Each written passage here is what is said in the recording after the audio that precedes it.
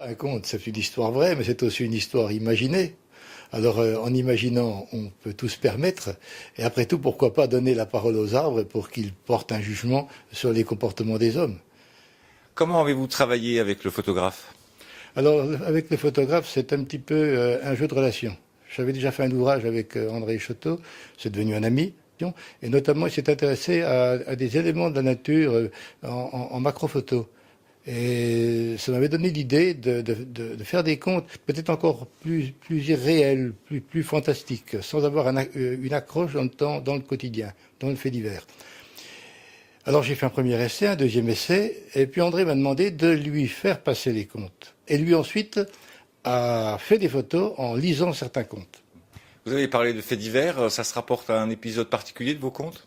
Oh oui, il y en a plusieurs.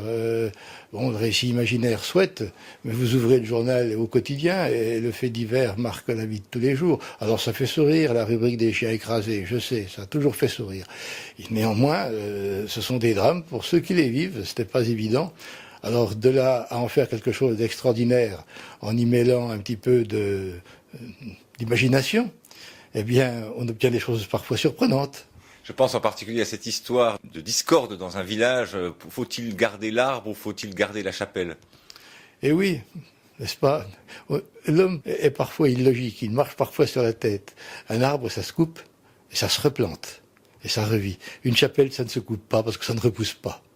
Et là, c'est l'orage qui décidera finalement, un peu comme le chat, la belette et le petit lapin, de détruire l'arbre et de détruire la chapelle en même temps. Voilà, la nature se fait justicier. Elle met tout le monde d'accord.